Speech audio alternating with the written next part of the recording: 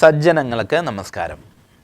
പാലക്കാട് പെരുവെമ്പ് തളി മഹാദേവ ക്ഷേത്രത്തിൽ ബ്രഹ്മശ്രീ മാടവനമന വേണു നമ്പൂതിരിയുടെ ആചാര്യത്വത്തിൽ നടക്കുന്ന ആഗ്നേയം മഹായാഗത്തിൻ്റെ 3-ാം ദിവസം ശാക്തേയ മഹായാഗമാണ്.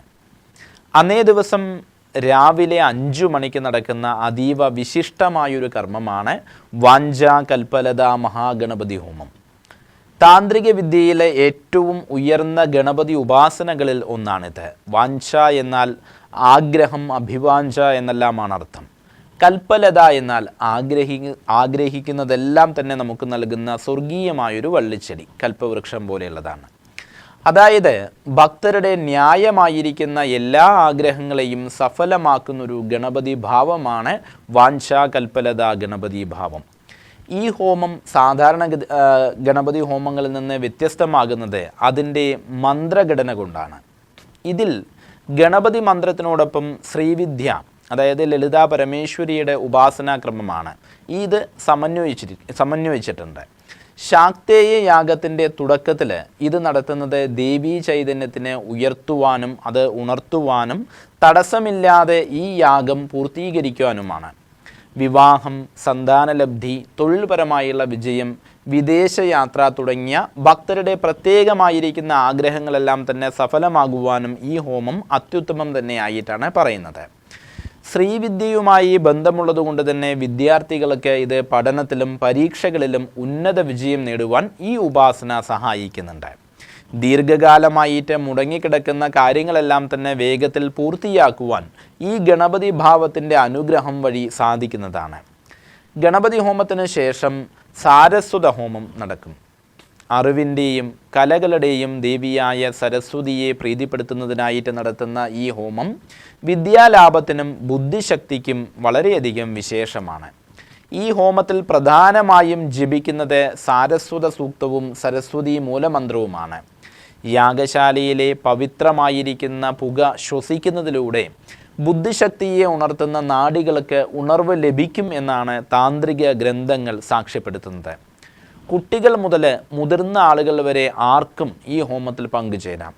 പുതിയൊരു കാര്യം പഠിക്കുവാൻ തുടങ്ങുന്നതായിരിക്കുന്ന വ്യക്തികൾക്കും ഉദ്യോഗാർത്ഥികൾക്കും ഇത് വലിയ ആത്മവിശ്വാസം നൽകുന്നതാണ്. പഠനത്തിൽ പിന്നോക്കം നിൽക്കുന്നതായിരിക്കുന്ന കുട്ടികൾക്ക് ഏകാഗ്രതയും ശ്രദ്ധയും വർദ്ധിക്കുവാൻ ഈ ഹോമം സഹായിക്കുന്നു. പരീക്ഷകളിൽ ഉന്നതമായിരിക്കുന്ന വിജയം നേടുവാൻ സരസ്വതി കടാക്ഷം അത്യന്താപേക്ഷിതം തന്നെയായിട്ടാണല്ലോ കണക്കാക്കുന്നത്. ഇതിനുശേഷം ലളിതാ പരമേശ്വരി ഹോമമാണ്. ശ്രീവിദ്യാ ഉപാസനയിലെ പ്രധാന ദേവതയാണ് ശ്രീ ലളിതാ മഹാത്രിപുര സുന്ദരി. സർവപ്രപഞ്ചത്തെയും സൃഷ്ടിച്ച് പരിപാലിക്കുന്ന ദേവി, കരുണയുടെയും ഐശ്വര്യം നൽകുന്നതിൻ്റെയും പരമമായൊരു ഭാവമാണിത്. പ്രപഞ്ചത്തിൻ്റെ ആദിശക്തിയായ ലളിതാംബികയെ അഗ്നിയിൽ ആവാഹിച്ച് നടത്തുന്ന ഈ ഹോമം സർവ സൗഭാഗ്യദായകമാണ്.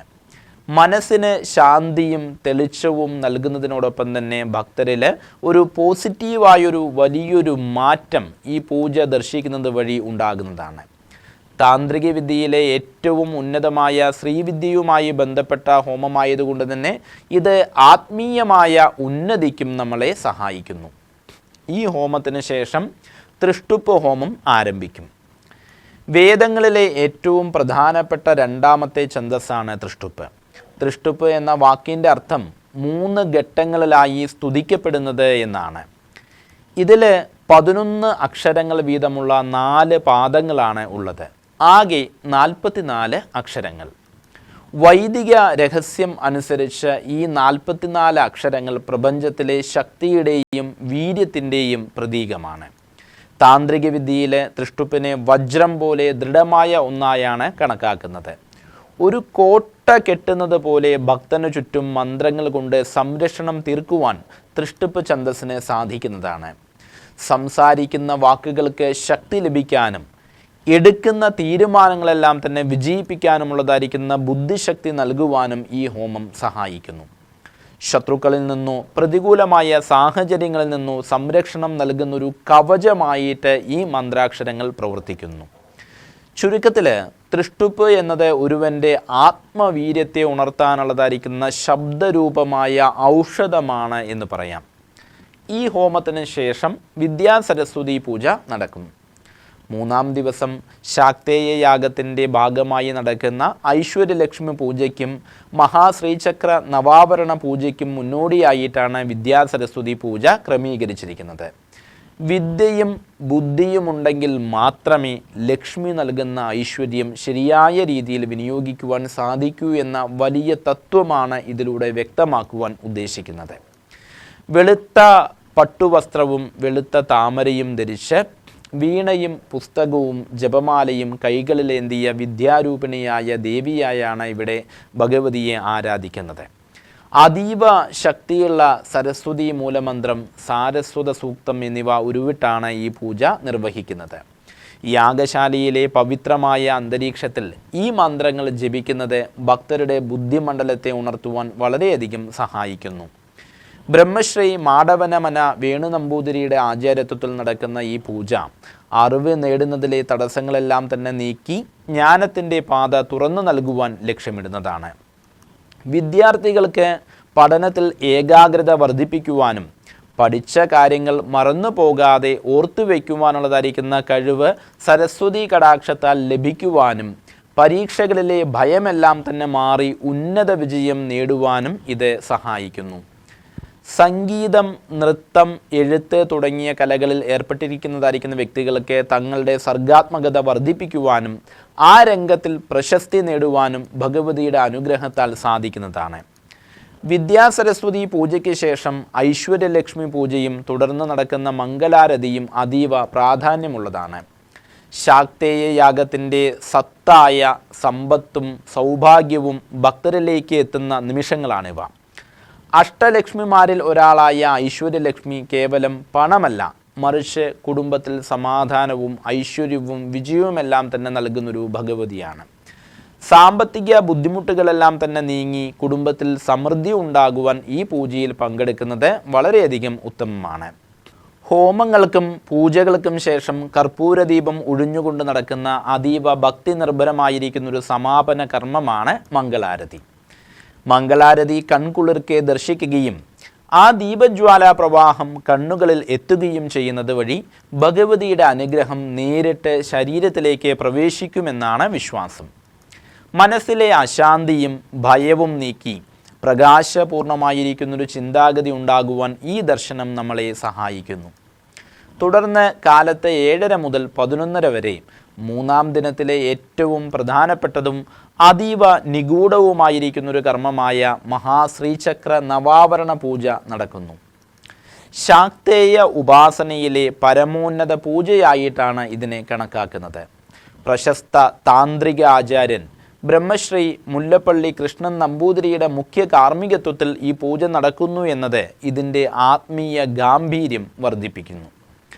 പ്രപഞ്ചത്തിൻ്റെ തന്നെ പ്രതീകമായിരിക്കുന്ന ശ്രീചക്രത്തിലെ 9 ആവരണങ്ങളെ അഥവാ 9 മതിലുകളെ ഉപാസിക്കുന്നൊരു രീതിയാണിത്.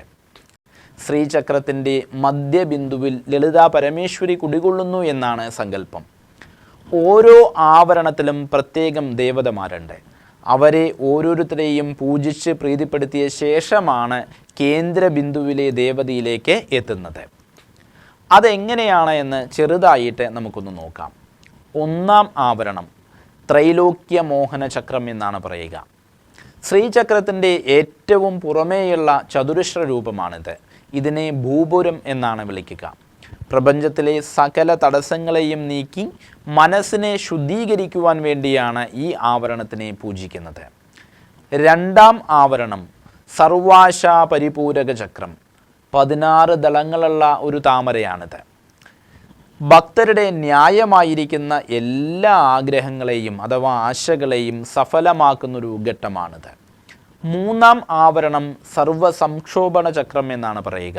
8 ദളങ്ങളുള്ളൊരു താമരയാണിത്. നമ്മുടെ മനസ്സിനെ അലട്ടുന്ന വികാരങ്ങളെയും അസ്വസ്ഥതകളെയും എല്ലാം തന്നെ അടക്കി ശാന്തി നൽകുകയാണ് ചെയ്യുന്നത്. നാലാം ആവരണം സർവഭാഗ്യദായക ചക്രമാണ്. 14 ത്രികോണങ്ങൾ ചേർന്ന രൂപമാണിത്. ജീവിതത്തിൽ ഭാഗ്യവും ഐശ്വര്യവും സർവ്വവിധ സൗഭാഗ്യങ്ങളും പ്രദാനം ചെയ്യുന്നൊരു ഘട്ടമാണിത്. അഞ്ചാം ആവരണം സർവാർത്ഥ സാധക ചക്രം എന്നാണ് പറയുക. 10 ത്രികോണങ്ങൾ ചേർന്നതാണിത്. നാം ചെയ്യുന്ന കർമ്മങ്ങൾ ലക്ഷ്യപ്രാപ്തിയിലെത്തുവാൻ ഈ പൂജ സഹായിക്കുന്നു. 6-ാം ആവരണം സർവ്വരക്ഷാകര ചക്രമാണ്. 10 ത്രികോണങ്ങൾ ചേർന്നത് തന്നെ. ഭക്തന് ചുറ്റും ഒരു രക്ഷാകവചം തീർത്ത് എല്ലാ ആപത്തുകളിൽ നിന്നും സംരക്ഷണം ഇത് നൽകുന്നു. 7-ാം ആവരണം സർവ്വരോഗഹര ചക്രമാണ്. 8 ത്രികോണങ്ങൾ ചേർന്നൊരു രൂപമാണിത്. ശാരീരികവും മാനസികവുമായിരിക്കുന്ന രോഗങ്ങളെയെല്ലാം തന്നെ ശമിപ്പിച്ച് പൂർണ്ണ ആരോഗ്യം ഇത് പ്രദാനം ചെയ്യുന്നു. 8-ാം ആവരണം സർവ്വസിദ്ധിപ്രദ ചക്രമാണ്. ശ്രീചക്രത്തിൻ്റെ നടുവിലുള്ള പ്രധാന ത്രികോണമാണിത്. ഇത് വിദ്യ, ബുദ്ധി, ആത്മീയ ശക്തി തുടങ്ങിയ സകല സിദ്ധികളെയും നമുക്ക് നൽകുന്നു. 9-ാം ആവരണം സർവാനന്ദമയ ചക്രം എന്നാണ് പറയുക. ശ്രീചക്രത്തിൻ്റെ മധ്യത്തിലുള്ള ബിന്ദുവാണിത്. ഇവിടെയാണ് ആദിപരാശക്തിയായ ലളിതാ പരമേശ്വരി കുടികൊള്ളുന്നത്. ഇവിടെ എത്തുമ്പോൾ ഭക്തൻ പരമാനന്ദം അനുഭവിക്കുന്നു. ഈ പൂജയിൽ പങ്കെടുക്കുന്നത് ശരിക്കുമൊരു ആത്മീയ യാത്രയായിട്ട് തന്നെ പറയാം. ഒരു സാധാരണ മനുഷ്യൻ ലൗകികമായ ആഗ്രഹങ്ങളിൽ നിന്ന് ആരംഭിച്ച് പരമമായ ആനന്ദത്തിലേക്ക് എത്തുന്നൊരു പ്രക്രിയയാണിത്. 9 ആവരണ പൂജകളും കഴിയുന്നതായിരിക്കുന്ന സമയത്തിൽ പ്രപഞ്ചത്തിലെ മുഴുവൻ പോസിറ്റീവ് ഊർജവും യാഗശാലയിൽ കേന്ദ്രീകരിക്കുന്നു. ഒരു വ്യക്തിക്ക് ജീവിതത്തിൽ ആവശ്യമുള്ള ഭൗതികവും ആത്മീയവുമായിരിക്കുന്ന സകല സിദ്ധികളും ഈ പൂജയുടെ ദർശനത്തിലൂടെ ലഭിക്കും എന്നാണ് വിശ്വസിക്കപ്പെടുന്നത്. 9 ആവരണങ്ങൾ നവഗ്രഹങ്ങളെയും നിയന്ത്രിക്കുന്നു എന്നാണ് സങ്കല്പം. അതുകൊണ്ട് തന്നെ കഠിനമായിരിക്കുന്ന ഗ്രഹദോഷങ്ങളുള്ളതായിരിക്കുന്ന വ്യക്തികൾക്ക് ഈ പൂജയിൽ പങ്കെടുക്കുന്നത് വലിയൊരു പരിഹാരം തന്നെയായിട്ട് പറയാം. മനസ്സിനെയും ശരീരത്തെയും ഒരുപോലെ ശുദ്ധീകരിക്കുന്ന ഒരു പവിത്രമായിരിക്കുന്ന ഒരു അനുഭവം ഭക്തർക്ക് ഈ പൂജ ദർശിക്കുന്നതിലൂടെ കൈവരുന്നതാണ്. മഹാശ്രീചക്ര നവാവരണ പൂജയെ കൂടുതൽ ഭക്തിസാന്ദ്രമാക്കുന്നത് ബ്രഹ്മശ്രീ യോഗേഷ് ശർമ്മയുടെ സംഗീതാർച്ചനയും ശ്രീമതി വിനീതയുടെ നൃത്ത സമർപ്പണവും കൂടി ചേർന്നാണ്. ശ്രീചക്രത്തിലെ 9 ആവരണങ്ങളെ ആചാര്യൻ പൂജിക്കുന്നതായിരിക്കുന്ന സമയത്തിൽ തന്നെ ഓരോ ആവരണത്തിനും അനുയോജ്യമായിരിക്കുന്ന പ്രത്യേക കീർത്തനങ്ങൾ ആലപിക്കുന്ന ഒരു രീതിയാണ് നവാവരണ സംഗീതാർച്ചന എന്ന് പറയുന്നത്. സാധാരണയായിട്ട് കർണാടക സംഗീതത്തിലെ അതിപ്രശസ്തമായിരിക്കുന്ന നവാവരണ കൃതികളാണ് ഇതിനായിട്ട് ആലപിക്കുന്നത്. ഓരോ ആവരണത്തിലെയും ദേവതയെയും അതുപോലെ തന്നെ ചക്രത്തിൻ്റെ പേരിനെയും രാഗഭാവത്തിലൂടെ യോഗേഷ് ശർമ്മ സമർപ്പിക്കുന്നതായിരിക്കുന്ന സമയത്തിൽ യാഗശാല ഒന്നാകെ ദേവീമയമായിട്ട് മാറുന്നു. താന്ത്രികമായിരിക്കുന്ന മന്ത്രങ്ങൾക്കൊപ്പം സംഗീതം കൂടി ചേരുമ്പോൾ അത് ഭക്തരുടെ ഹൃദയത്തിലേക്ക് വേഗത്തിൽ ആത്മീയ ഊർജം എത്തിക്കുന്നു. ശ്രീവിദ്യാ ഉപാസനയുടെ ദൃശ്യാവിഷ്കാരമായാണ് ശ്രീമതി വിനീതയുടെ നൃത്ത സമർപ്പണം ഇവിടെ നടക്കുന്നത്. ശ്രീചക്ര പൂജയിലെ മുദ്രകൾ പോലെ തന്നെ നൃത്തത്തിലെ മുദ്രകളിലൂടെ ദേവിയുടെ വിവിധ ഭാവങ്ങളെ ശ്രീമതി വിനീത ആവിഷ്കരിക്കുന്നു. താളവും സംഗീതവും താന്ത്രിക പൂജയും ഒരേ ലയത്തിൽ ഒത്തുചേരുന്ന ഈ സമയം ഭക്തർക്ക് ദൃശ്യശ്രവ്യ വിരുന്നിനപ്പുറം ഒരു വലിയ ആത്മീയ അനുഭവം തന്നെ നൽകുന്നതാണ്. സംഗീതവും നൃത്തവും ഭക്തരുടെ മനസ്സിനെ ഏകാഗ്രമാക്കുവാനും പൂജയുടെ ഗഹനമായിരിക്കുന്ന അർത്ഥങ്ങൾ ഉൾക്കൊള്ളുവാനും സഹായിക്കുന്നു എന്നാണ് പറയുക.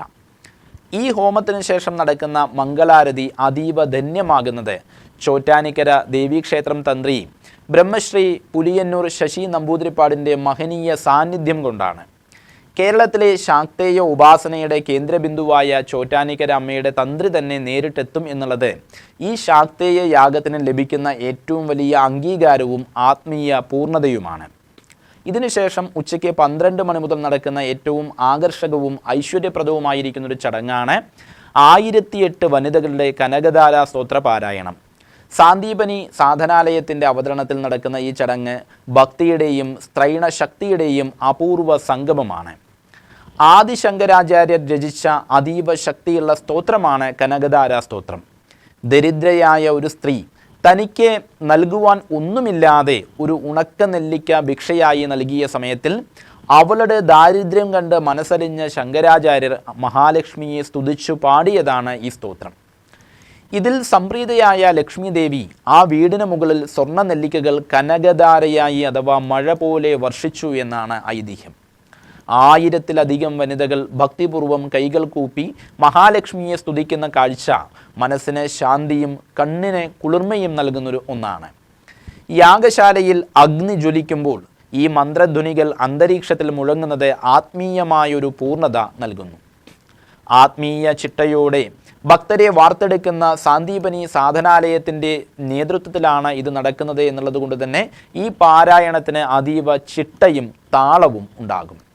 1008 പേര് ഒരേ സ്വരത്തിലും ഒരേ ലയത്തിലും ഈ സ്തോത്രം ചൊല്ലുമ്പോൾ അവിടെ ഉണ്ടാകുന്ന ശബ്ദ തരംഗങ്ങൾ പ്രപഞ്ചശക്തിയെ ഉണർത്തുവാൻ പ്രാപ്തിയുള്ളതാണ്. കുടുംബത്തിലെ ദാരിദ്ര്യവും കടബാധ്യതകളുമെല്ലാം തന്നെ നീങ്ങി സാമ്പത്തികമായിരിക്കുന്ന അഭിവൃദ്ധി ഉണ്ടാകുവാൻ കനകധാര സ്തോത്ര പാരായണം അത്യുത്തമമാണ്. സ്ത്രീ ശക്തിയുടെ പ്രതീകമായിട്ട് 1008 വനിതകൾ ഒത്തുചേർന്ന് പ്രാർത്ഥിക്കുമ്പോൾ അത് ലോക നന്മയ്ക്കും കുടുംബത്തിൻ്റെ സുരക്ഷിതത്വത്തിനുമുള്ളതായിരിക്കുന്ന വലിയൊരു ഊർജമായിട്ട് തന്നെ മാറുന്നു. കനകധാര സ്തോത്ര പാരായണത്തിനൊപ്പം തന്നെ നടക്കുന്ന അതിവിശിഷ്ടമായിരിക്കുന്നൊരു പാരായണമാണ് ദേവി മഹാത്മ്യ പാരായണം. ശ്രീ നന്ദനം നാരായണീയം ഗ്രൂപ്പിൻ്റെ നേതൃത്വത്തിലാണ് ഇത് നടക്കുന്നത്. ശാക്തേയ ഉപാസനയുടെ നട്ടെല്ല് എന്ന് തന്നെ വിശേഷിപ്പിക്കാവുന്ന ദേവി മഹാത്മ്യം 1008 വനിതകളുടെ കനകധാര സ്തോത്ര പാരായണത്തിനൊപ്പം തന്നെ യാഗവേദിയിൽ ഭക്തിയുടെ അലയൊളികൾ സൃഷ്ടിക്കുന്നു എന്നാണ് പറയുന്നത്. ശ്രീമദ് ദേവി ഭാഗവതത്തിലെയും മാർക്കണ്ഡേയ പുരാണത്തിലെയും പ്രധാന ഭാഗമാണിത്. 700 ശ്ലോകങ്ങൾ ഉള്ളതുകൊണ്ട് തന്നെ ഇതിനെ സപ്തശതി എന്നും പേരുണ്ട്. മധുകൈടഭ നിഗ്രഹം, മഹിഷാസുരവധം, ശുംഭനിശുംഭവധം എന്നീ 3 പ്രധാന ഘട്ടങ്ങളിലൂടെ ദേവി തിന്മയെ നിഗ്രഹിച്ച് നന്മയെ പുനഃസ്ഥാപിക്കുന്നതാണ് ഇതിലെ ഇതിവൃത്തം.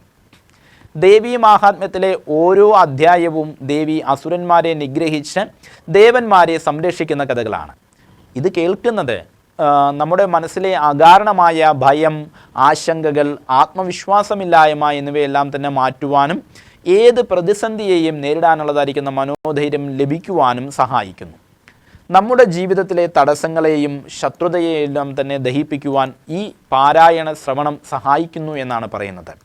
ദുഷ്ടശക്തികളിൽ നിന്നും ദൃഷ്ടിദോഷങ്ങളിൽ നിന്നും സംരക്ഷണം നൽകുന്ന ഒരു കവചം പോലെ ഇത് പ്രവർത്തിക്കുന്നു. ഭക്തിപൂർവം ദേവി മാഹാത്മ്യം കേൾക്കുന്നത് മനസ്സിലെ നെഗറ്റീവ് ചിന്തകളെ അകറ്റി സമാധാനം പ്രദാനം ചെയ്യുവാൻ അത്യുത്തമമാണ്. അറിഞ്ഞോ അറിയാതെയോ ചെയ്തു പോയ തെറ്റുകളുടെ ഫലങ്ങളായുണ്ടായ പാപഫലങ്ങളെ കുറയ്ക്കുവാനും ഈ ശ്രവണം ഉത്തമമാണ് എന്നാണ് വിശ്വസിക്കപ്പെടുന്നത്. യാഗശാലയിലെ പവിത്രമായ പുകയ്ക്കും മന്ത്രധ്വനികൾക്കും ഇടയിലിരുന്ന് ദേവി മാഹാത്മ്യം കേൾക്കുന്നത് ഒരു ഭക്തൻ്റെ ശാരീരികവും മാനസികവും ആത്മീയവുമായിരിക്കുന്ന ഉന്നതിക്ക് വഴിതെളിയിക്കുന്നു. ദേവി മാഹാത്മ്യ പാരായണത്തിന് ശേഷം വൈകുന്നേരം 5:30 മുതൽക്കായിട്ട് മഹാഭഗവതി സേവ ആരംഭിക്കും. സന്ധ്യാസമയത്തെ ദീപങ്ങൾ തെളിയിച്ചു വെച്ചുകൊണ്ട് നടക്കുന്ന ഈ പൂജ ദർശിക്കുന്നത് നമ്മുടെ മനസ്സിലെ അന്ധകാരങ്ങളെയെല്ലാം തന്നെ നീക്കി ശുഭമായിരിക്കുന്ന ചിന്തകൾ അവിടെ ഉണ്ടാകുവാൻ സഹായിക്കുന്നു. ലളിതാ സഹസ്രനാമം ഉൾപ്പെടെയുള്ളതായിരിക്കുന്ന ദേവീ സ്തോത്രങ്ങൾ ചൊല്ലി നടത്തുന്ന ഈ പൂജ കേൾക്കുന്നത് ആത്മീയമായ വലിയൊരു ഊർജം നമുക്ക് പ്രദാനം നൽകുന്നതാണ്. വൈകുന്നേരം 7:30 മുതൽക്കായിട്ട് ഗുരുതി സമർപ്പണം, മഹാദീപാരാധന, യാഗസമാപന ചടങ്ങുകൾ, ധ്വജാവരോഹണം എന്നിവയായിട്ടാണ് ക്രമീകരിച്ചിരിക്കുന്നത്. ശാക്തേയ പൂജകളുടെയും ദേവി ഉപാസനകളുടെയും പൂർണ്ണതയായാണ് ഗുരുതി സമർപ്പണം ഇവിടെ നടക്കുന്നത്. ദേവിയുടെ ഉഗ്രരൂപത്തെ ശാന്തമാക്കുവാനും ദേശത്തിൽ നിന്നും ഭക്തരുടെ ജീവിതത്തിൽ നിന്നും സകല ദോഷങ്ങളെയും നെഗറ്റീവ് ഊർജങ്ങളെയും ആവാഹിച്ച് മാറ്റുവാനും ഗുരുതി നടത്തുന്നു. ശത്രുദോഷ നിവാരണം, ബാധാദോഷങ്ങളിൽ നിന്നുള്ള മോചനം, രോഗശാന്തി എന്നിവയ്ക്ക് ഗുരുതി ദർശനം അതീവ ഫലപ്രദമാണ്. ശേഷം മഹാദീപാരാധനയാണ്. യാഗശാലയിലെയും ക്ഷേത്രത്തിലെയും എല്ലാ ദീപങ്ങളും ഒരേ സമയം തെളിയുന്ന അതിമനോഹരമായിരിക്കുന്നൊരു നിമിഷമാണിത്. ഹോമകുണ്ടങ്ങളിലെ അഗ്നിയും ആചാര്യന്മാർ ഒഴിയുന്ന ദീപങ്ങളും ഒത്തുചേരുന്നതായിരിക്കുന്ന സമയത്തിൽ യാഗഭൂമി ഒരു ദിവ്യപ്രഭയാൽ നിറയുന്നു. ഇത് ദർശിക്കുന്നത് വഴി മനസ്സിലെ അന്ധകാരം നീങ്ങി ഐശ്വര്യം കൈവരും എന്നാണ് വിശ്വാസം.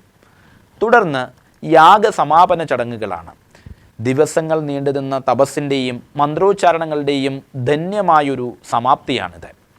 യാഗത്തിൻ്റെ സത്ത മുഴുവൻ അഗ്നിദേവനിലൂടെ ഭഗവാനിലേക്ക് സമർപ്പിക്കുന്ന ചടങ്ങുകൾ ഇതിൻ്റെ ഭാഗമായിട്ട് നടക്കും. യാഗത്തിന് നേതൃത്വം നൽകിയ ബ്രഹ്മശ്രീ മാടവനമന വേണു നമ്പൂതിരി ഉൾപ്പെടെയുള്ളതായിരിക്കുന്ന ആചാര്യന്മാരെ ഭക്തന്മാർ വന്ദിക്കുകയും അനുഗ്രഹം വാങ്ങുകയും ചെയ്യുന്ന നിമിഷങ്ങളാണിവ. ഇതിനുശേഷം ധ്വജാവരോഹണം നടക്കും. യാഗത്തിൻ്റെ ആരംഭത്തിൽ ഉയർത്തിയ പവിത്രമായ യാഗധ്വജം താഴ്ത്തുന്ന ചടങ്ങാണിത്. ഒരു മഹാദൗത്യം വിജയകരമായിട്ട് പൂർത്തിയായി എന്നതിൻ്റെ ഒരു വിളംബരമായിട്ട് ഇതിനെ കണക്കാക്കാം. ധ്വജാവരോഹണ സമയത്തിൽ അവിടെ സന്നിഹിതരാകുന്നത് വഴി യാഗത്തിൻ്റെ മുഴുവൻ പുണ്യവും ഭക്തർക്ക് ലഭിക്കും എന്നാണ് പറയപ്പെടുന്നത്. ആവാഹിക്കപ്പെട്ട ചൈതന്യം ലോകം മുഴുവൻ വ്യാപിക്കുന്നതിനായി പ്രാർത്ഥിച്ചുകൊണ്ടാണ് ഈ ചടങ്ങ് അവസാനിക്കുന്നത്. ഈ ചടങ്ങുകളോടുകൂടി ആഗ്നേയം എന്ന മഹായാഗം മംഗളകരമായിട്ട് പൂർത്തിയാകുന്നു. ഈ ചടങ്ങുകളിൽ പങ്കെടുക്കുന്നത് ഒരായുസ്സിലെ തന്നെ വലിയ പുണ്യമായാണ് കണക്കാക്കപ്പെടുന്നത്. യാഗശാലയിലെ ഊർജം ഒരു ഭക്തൻ്റെ ഉള്ളിലെ നെഗറ്റീവ് ചിന്തകളെ പൂർണ്ണമായും നീക്കി ഒരു പുനർജന്മത്തിന് തുല്യമായ അനുഭവം നൽകുന്നു. ഇങ്ങനെയൊരു മഹായാഗത്തിൽ മുഴുവനായി പങ്കെടുത്ത് സമാപന ചടങ്ങായ ധ്വജാവരോഹണം വരെ ദർശിക്കുന്നത് ഒരു വ്യക്തിക്ക് മാത്രമല്ല, അവരുടെ കുടുംബത്തിലെ മുൻഗാമികൾക്കും വരും തലമുറകൾക്കും പുണ്യം നൽകുന്ന ഒന്നാണ് എന്നാണ് വിശ്വസിക്കപ്പെടുന്നത്.